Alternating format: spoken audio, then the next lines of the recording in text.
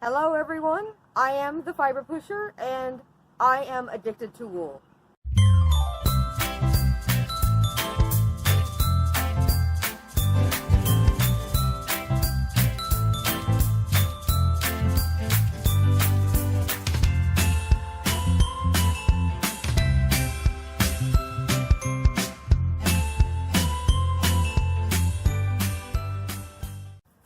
If you have been following my podcast for the last several years, you know I love wool.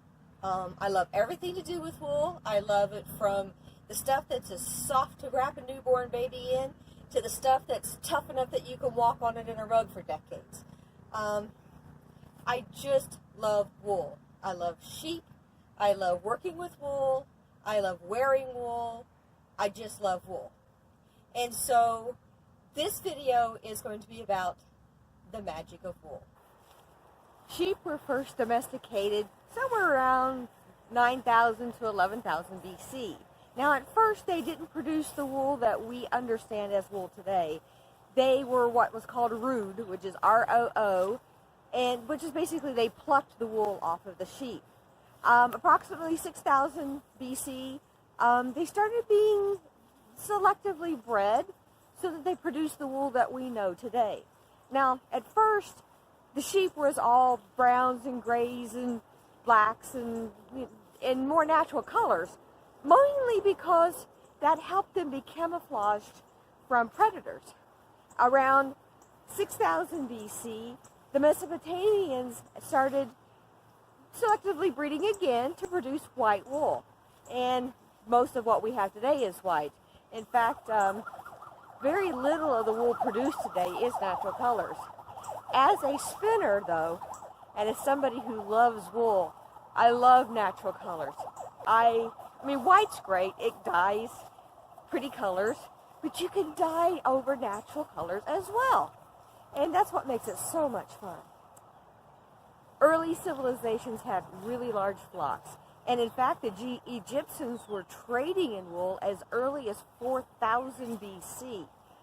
In fact, the name Babylon, for the city of Babylon, translates loosely as land of wool. When the Romans conquered Great Britain, they brought their wool sheep to Great Britain. Found out in Britain it was the perfect climate in order to raise sheep, and the wool produced there was of exceptional quality.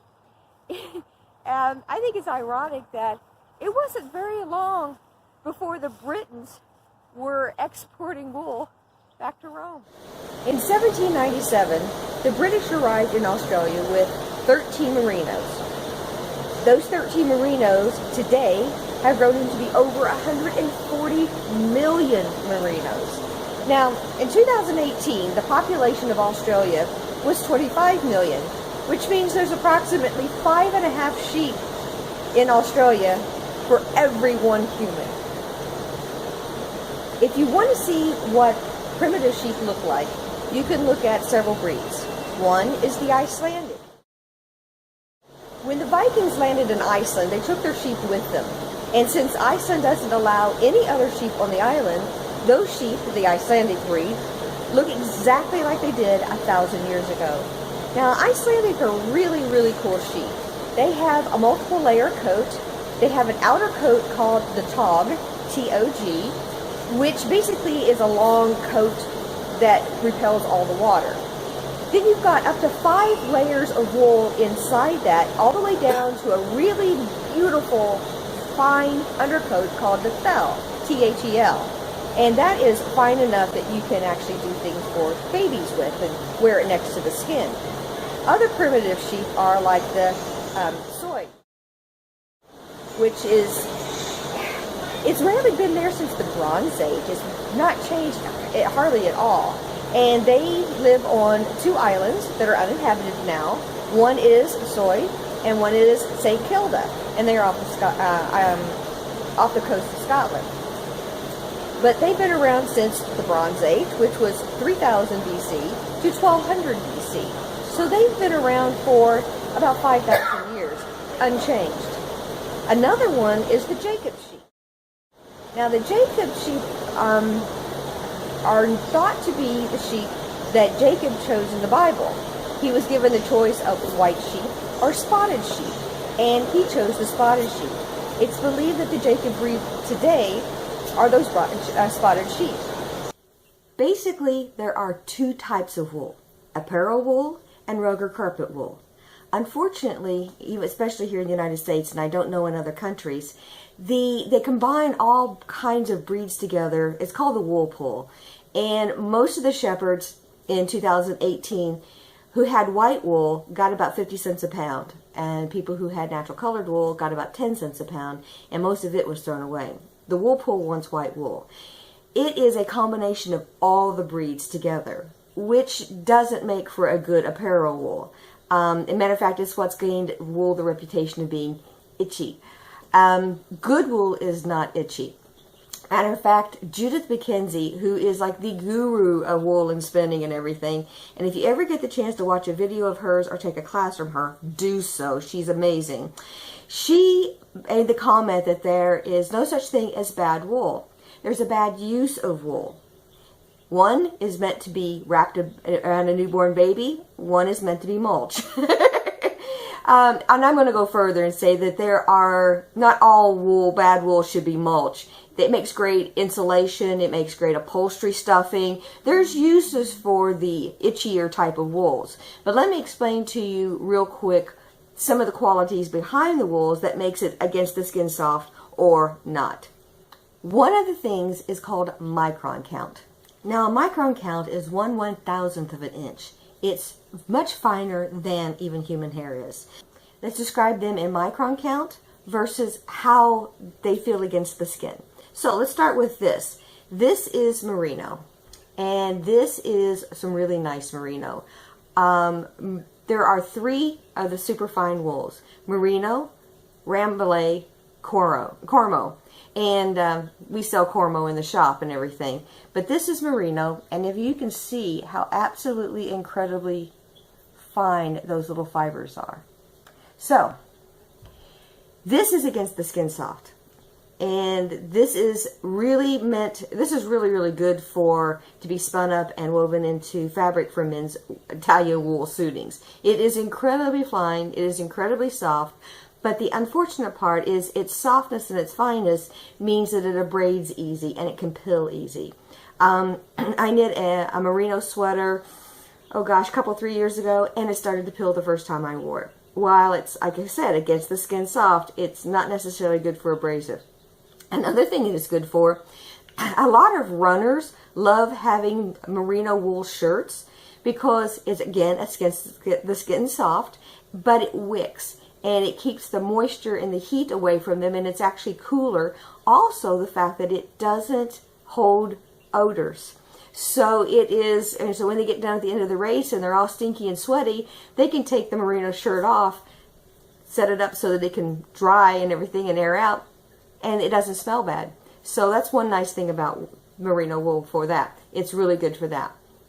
But like I said, for things that you want that's strong, this is not the best. Although a lot of sock yarns are Merino, and but they have to throw in the nylon to make them strong. The next thing I'm going to put up here is Corriedale. Now, Corriedale is a medium fine wool. It's not as fine as the Merino is. I mean, if you look at that, you can tell that it's definitely coarser than the Merino. Some Corriedales are against the skin soft. This one here I would wear against the skin, but that's only because we're really picky in the shop what we will buy. But yes, this is really nice. Now this Corriedale makes really good sock yarn. I want to knit a sweater out of it so bad I can't stand it. It wears better. It doesn't abrade as easily as the Merino does. So there's Corriedale. Now next on the list is a primitive breed. This is Shetland. And mind you, this is a really nice Shetland. But again, you can see that it's a little coarser than the Corriedale is. And so while this is a comfortable one, I'm not sure I would wear this against the skin, especially the tender areas of the skin like your torso and everything. Although this would absolutely make a fine hat, wonderful socks, and that kind of thing. Also, Shetland takes dye so well. These two do as well, but Shetland takes dye very, very well. I've dyed and worked with Shetland for, oh gosh, probably 25 years now, and I love, love, love Shetland. It's one of my favorite ones. Now, we're going to get into some of the long wools. This is Teeswater, and this is a lock of Teeswater. And it being a long wool is not going to be against the skin soft. I mean, as you can see, it's coarser than the Shetland is, but it's got a wonderful shine to it. It's got a wonderful wave structure. Again, this would be awesome as a sweater, wonderful socks, hats, mittens, shawls, lace shawls. This would be gorgeous as a lace shawl. Now, the other one that we have here is Lincoln. Now, Lincoln is a long wool like the Teeswater, but it is a coarser. It is really, really good for sweaters, again. Excellent for socks. If you took, and you can see the fiber count between this and this one here, this one's definitely coarser. So if you took the Merino, which is super, super fine, and blended it with Lincoln, this here would act as your nylon in your socks, and this would actually make this much more wearable and wear longer and everything. One of the things that I want to do is I actually want to blend a Lincoln with something like a Cormo or Merino and knit socks out of it just to see how long they last compared to just plain old Merino. So that's going to be a test that we're going to be doing sometime in the future. So anyways, that gives you some ideas. Now, one of the ways that you can test the next to the skin softness of wool is you can do what's called the next to the skin test. Or as I like to put it, shove it in the bra day. And that's how I actually test things. When I put things up on the shop that I say is next to the skin soft, I mean it because I have tested it. And so what I'll do is I'll take a bit of the fluff and I'll actually put it down in my bra, down in the really tender area, and see how long I can stand having it there. This you'll forget about. At the end of the day, when you go get undressed at night and you take off your bra, you're going to go, poof, there's this little piece of fiber fly out. This here you will definitely not feel itchies on. This one here, our Corriedale, you won't feel itchies on. Some people and some Corriedale is coarser, so you need to keep that in mind, but always test it.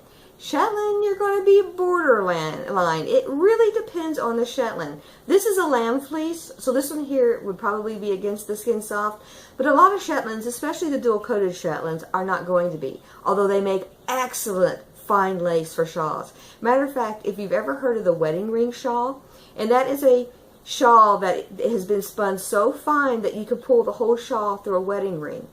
That is traditionally knit with dual coat Shetland yarn and spun very, very, very fine. So that makes great. Now, you're going to get up to the Teeswater.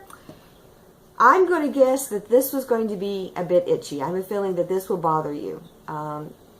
Again, test it. And again, it depends on the Teeswater. A lamb fleece, it's not going to be nearly as itchy as, say, an adult fleece. But it's going to be itchier because it's a coarser wool. Lincoln, 5 seconds. Because it's not meant to be against the skin. Now, again, with the wool pool, they take all of these and blend these together. Well, okay, they'll probably hold the Merino out separate. But if you're in a wool pool and you have Shetland and Corriedale and Lincoln, they're going to blend all of these together. So what do you think which one you're going to feel?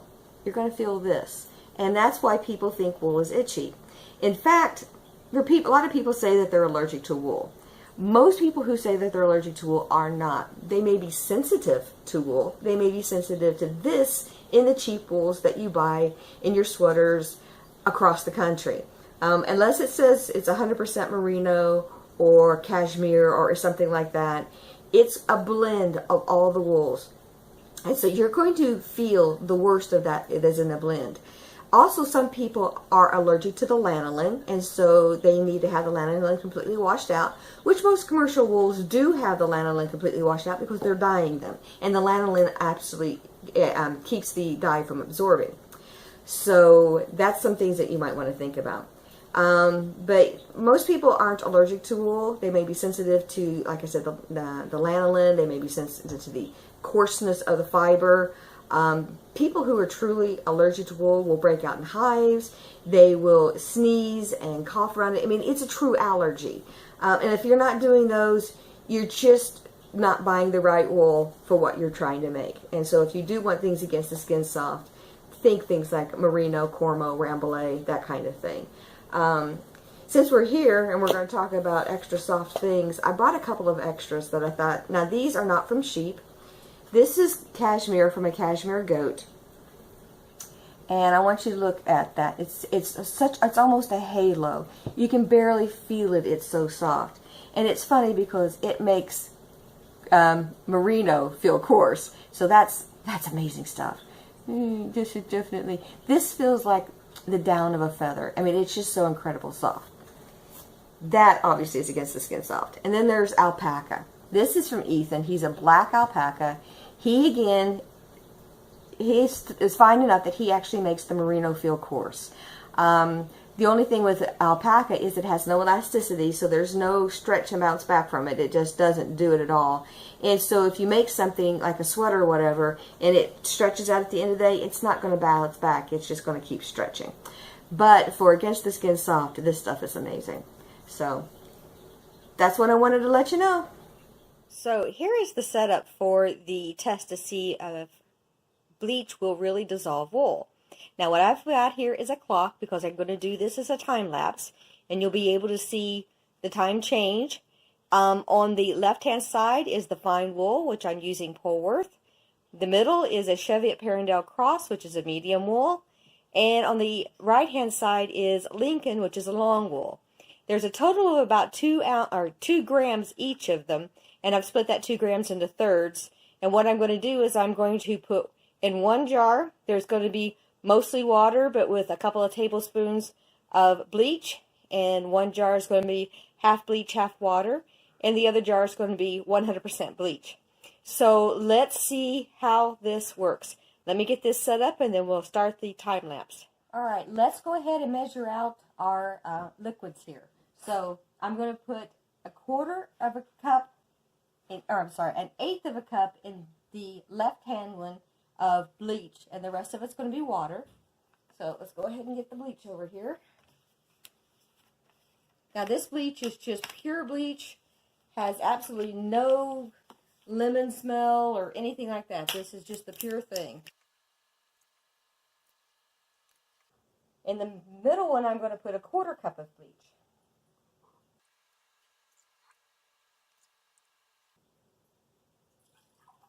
Okay. And in the far one, I'm going to put a full cup of bleach.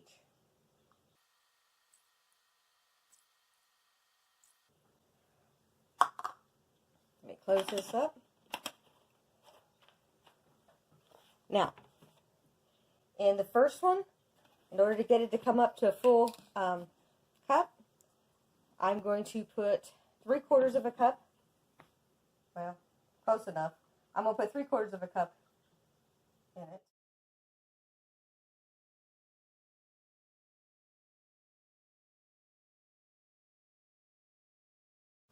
We're dealing with the same amount of liquid in each of them. So I want to keep this as consistent as possible across the board. Now, let's go ahead and put our fiber in, and then I will set the time lapse on it. So the first thing I'm going to put in is the one that's got 1/8 of a cup in it, across the board.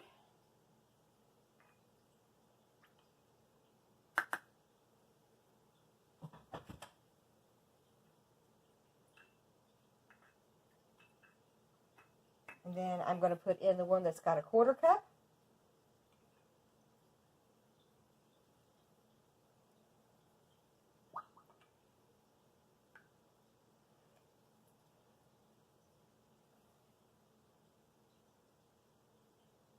And then I'll put in the one that's got a full cup of bleach. Pure bleach, no water diluting it.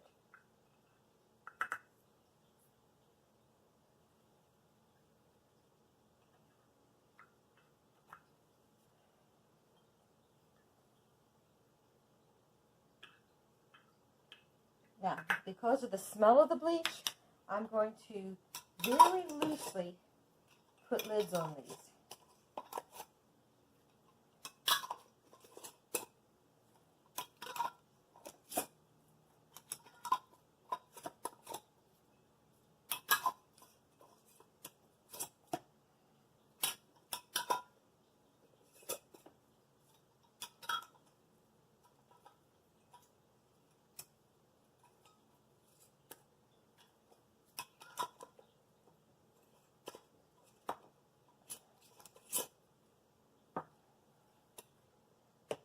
Okay? There, you think you could see all of them at that point. All right, now I'm going to start the time lapse and see how long it takes to dissolve these.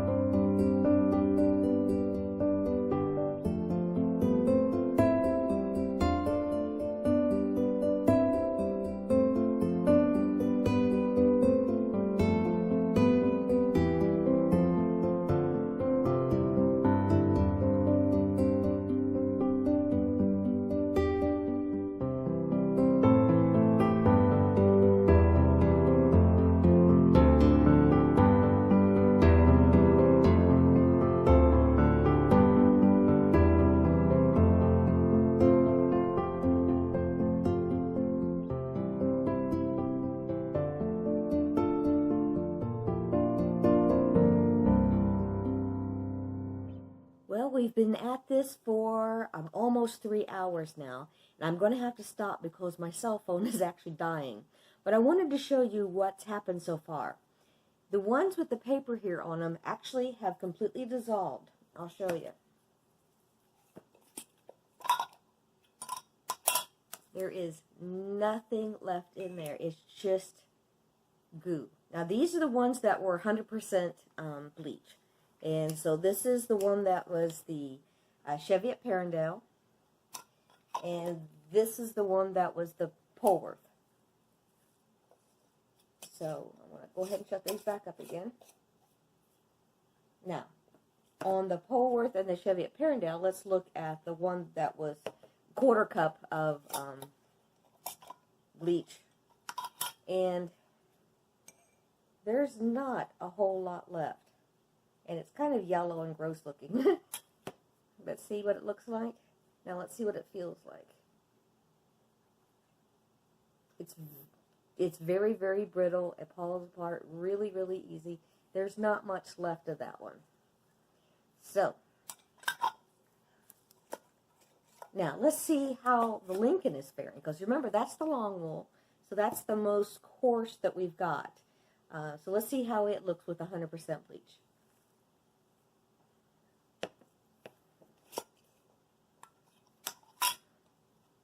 Now this is the one that's more hair-like.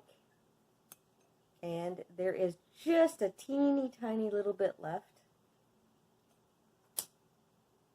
And actually, for as tiny as a piece is left, it's not as weak as the other one is.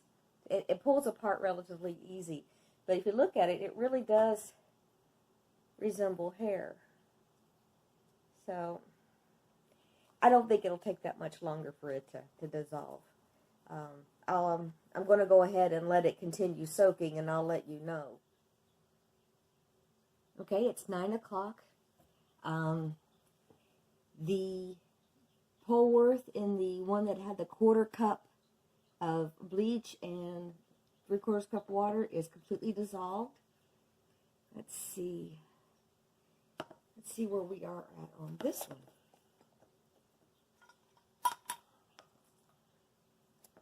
The Cheviot Perindale is almost completely dissolved. There's a little bitty bit left in it, but not much.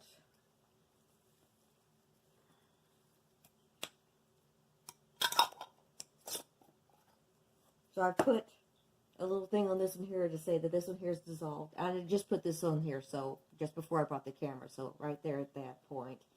Let's see where we're at on the Lincoln. Now this is the one that's got the 100% bleach. And we do have just a little bit of it left, but not much. So that's almost 100% dissolved.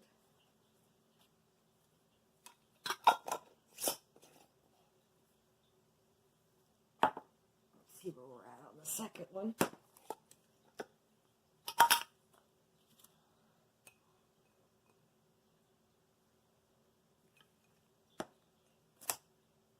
it's almost completely dissolved. So I'll put that back down in there.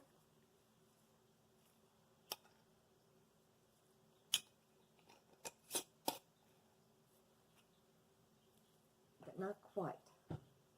So I'm going to let these sit for just a little while longer. You look, there's just a teeny tiny bit left in the bottom of this one. Well, it's getting to be my bedtime. Actually, it's past my bedtime. I thought I would show one last thing before I go to bed and see where we're standing. And then we'll do a wrap-up in the morning once it's all dissolved. So let's go back over here and look at the Lincoln. This is the 100% bleach. And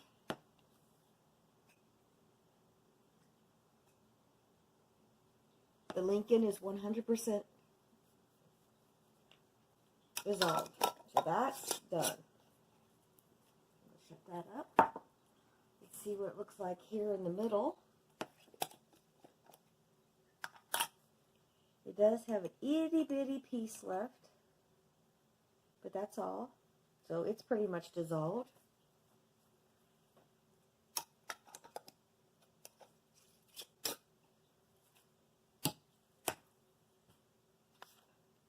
Let's see what this is.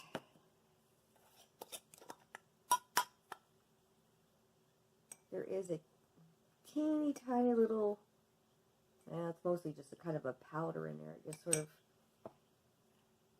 kind of floats around in there. I'm going to say that's 99% dissolved. So that just leaves us with the ones that are basically 1/8. And that's the Lincoln. This is the one that had 1/8 of a cup and then 3/4 of a cup. So it's almost 1/8. So that's that one. Now that's the Lincoln. Let's see how the Chevy at Parendale is doing. There's still some left. Look how yellow that's turned. I have a feeling it won't be long before it's completely dissolved. And let's look at the poles.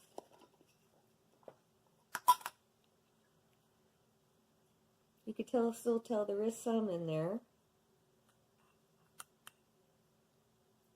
but not a whole lot. So anyway, I guess the answer to our question is yes, bleach does dissolve wool. And that's the end of our experiment. I hope you enjoyed this. I hope you learned as much as I did. And I look forward to the next experiment. So that is our conclusion of the wool video. I hope you learned a lot. I hope you enjoyed it. I hope you enjoyed the experiment. Matter of fact, I'm going to show you just a little bit extra on the experiment to show you where some of them turned out as. Now, as you know in the video, the ones that were in 100% bleach and the ones that were in 1/4 bleach and 3/4 water basically dissolved within the 4-hour time period. So I'm going to show you the ones that had 1/8 of a cup of bleach versus 3/4 of a cup of water and show you where they stand at.